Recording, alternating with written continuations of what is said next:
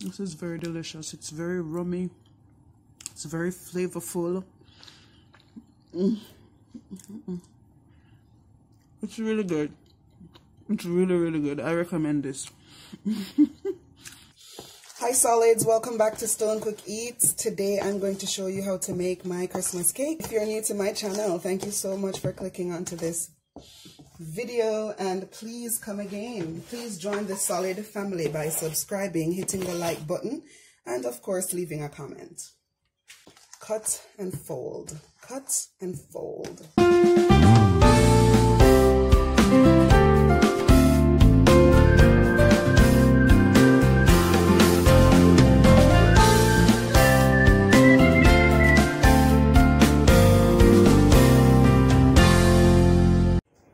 Okay, so to make Jamaican Christmas cake, you're going to need to prepare some things. For your equipment, you're going to need 2 large bowls. You're going to need a wooden spoon. You're going to need an electric mixer. You will need a blender. Any blender will work, and something to bake your cake in. Today, I'll be doing a Christmas bundt cake, so I'm using a bundt cake tin. All right. As for your ingredients, you will need 4 to 6 eggs, 3 cups of flour, some spices. We have our vanilla, we have our cinnamon. You will need some red label wine, but I don't have red label where I am, so I find the best wine. I need some browning and some soaked mixed fruits. If you don't have soaked mixed fruits, I will give you a recipe below as to what to do to get your fruits to where it needs to be. And the final ingredients you will need is butter or margarine. Butter is better, margarine is cheaper, so you can choose. Okay, so what you're currently looking at is 200 grams of sugar and 200 grams of butter or margarine. And I'm just going to cream this for as long as it takes. It's best if your butter is soft or your margarine is soft. It makes the process easier, especially if you don't have an electric mixer.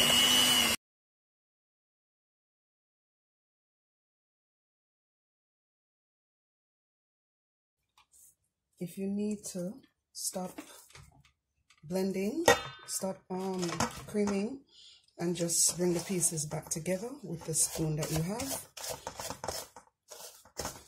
and continue creaming.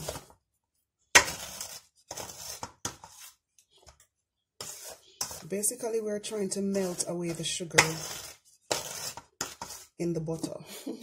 We're trying to get it as smooth as possible with the least amount of grains as possible.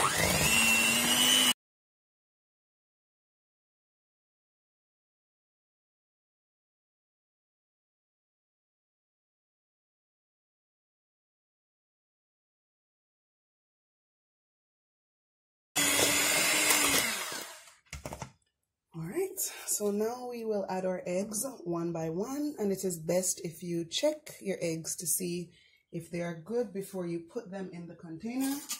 So I will break the eggs in this container one by one just to check the freshness of the eggs to make sure that it's okay.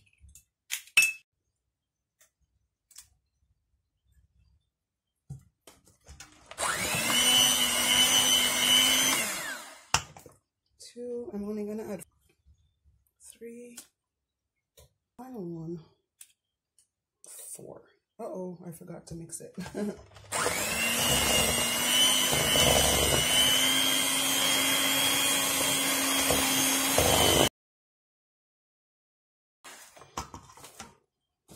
It's always important to have this spoon.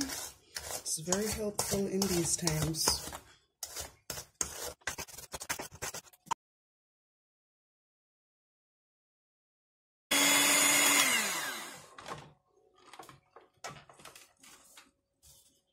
Alright, this is the kind of consistency you want where this is concerned. And then we're going to add to this the flour mixture. Let me show you how I do the flour mixture before I move on. You will need 3 cups of sifted flour. And for sifting, you just put it in a, what's this thing called? Strainer, and just shake it. Alright? And you sift it so you can allow air inside the flour so that the cake or the pudding can have a nicer texture. So you need 3 cups. You will need 2 teaspoons of baking powder. So I'm also going to sift that as well. Whoops. 2 teaspoons baking powder. You will need 2 teaspoons of ground cinnamon or any of the spices you have. So you add those in to your taste. I'll put 3 teaspoons in mine because sometimes the cinnamon is very weak.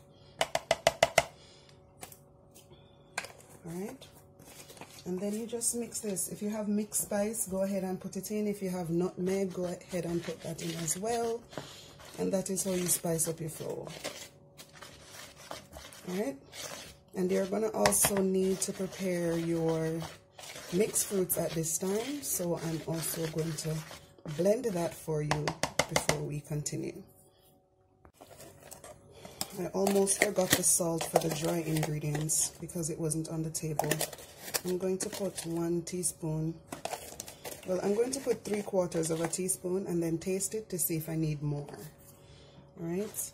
And these things are basically up to the flavor and the taste of the person. Some people don't even use salt at all, which is also fine. Alright, so now let's get to it. Okay, so just put your mixed fruits in your blender.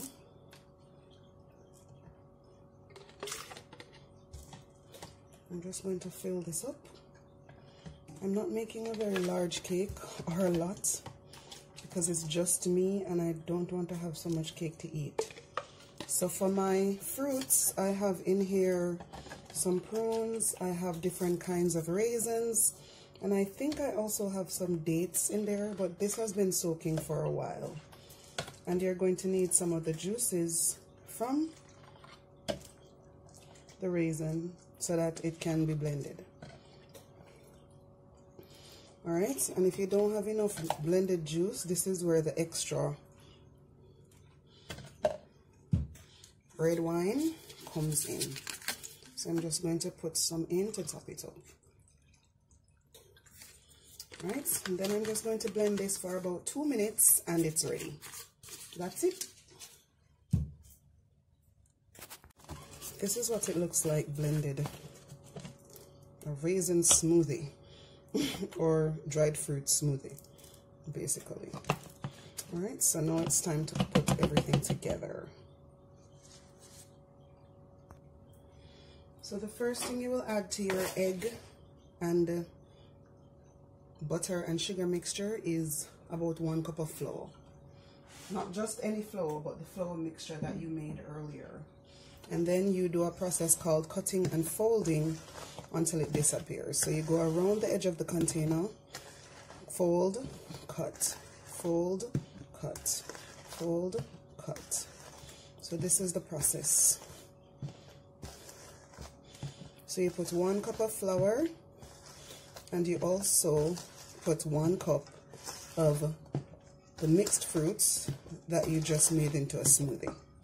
All right, okay, I have a cup, so I'll measure it. I wasn't going to measure it a while ago, but since this is also a 1 cup measurement, I will. So just 1 cup and the same cutting and folding process.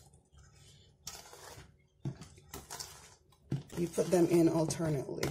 All right, so that one is easier to mix out. So you add your other cup of flour. And you continue cutting and folding. The best part about the raisins smoothie when you add it in, it's just that the aroma, it just changes the aroma of everything. It's so nice. It smells so good, guys. Listen, solids. Can you share any story of your best Christmas cake or Christmas pudding experience?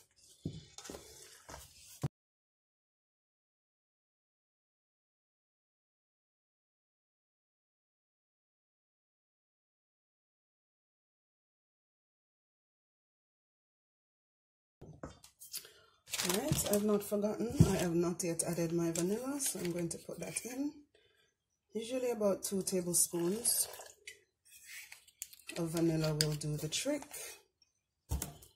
And then I will add my browning so that we can get the color of the fruit cake that we want.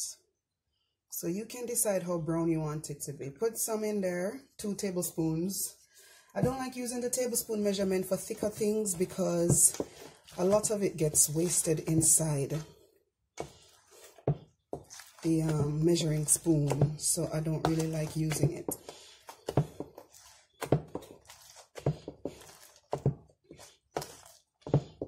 Alright, so this is it. It's basically finished, it's basically ready. I want it a little darker, so I'm going to add some more. I'm just going to finish this bottle. It had about 3 tablespoons from my eyes. Alright, and then you taste it. You always taste your butter. I always taste my butter just to make sure it is the flavors are balanced.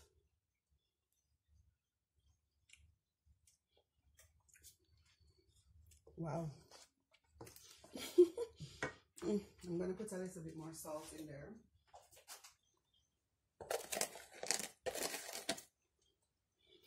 All right.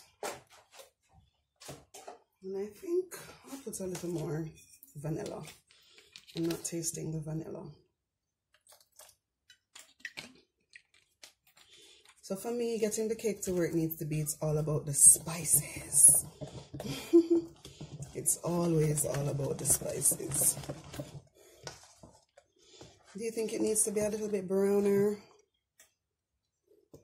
I like when my cake is brown, you know, like rich and dark.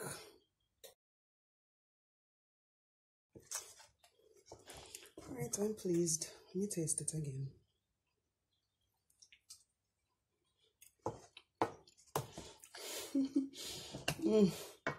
Very deep flavor, love it.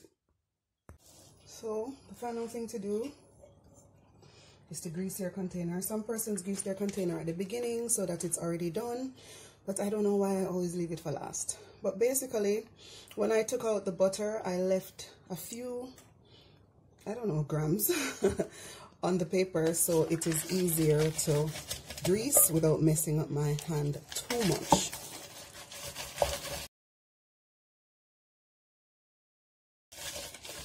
Some people usually also add flour. I am of 2 minds. I don't think I like the additional flour, so I don't. Sometimes I do, sometimes I don't. This time I won't. Oh.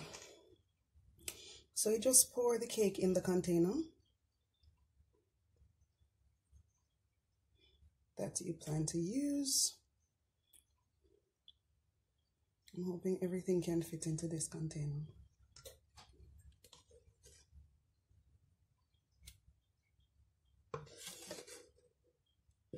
Properly. Without overflowing.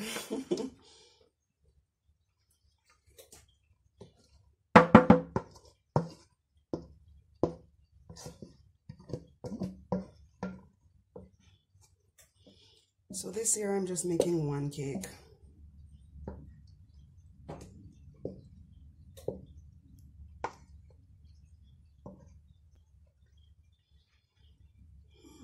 Growing up, I used to bake 3 or 4 times for my mother during the Christmas season. And every time I produced, I don't know how many cakes, but I was the baker. Then I roped in my cousin, and he became very proficient at baking as well. I mean, Christmas cakes especially, but cooking is something that runs in our family, so we're very lucky like that. All my uncles can cook.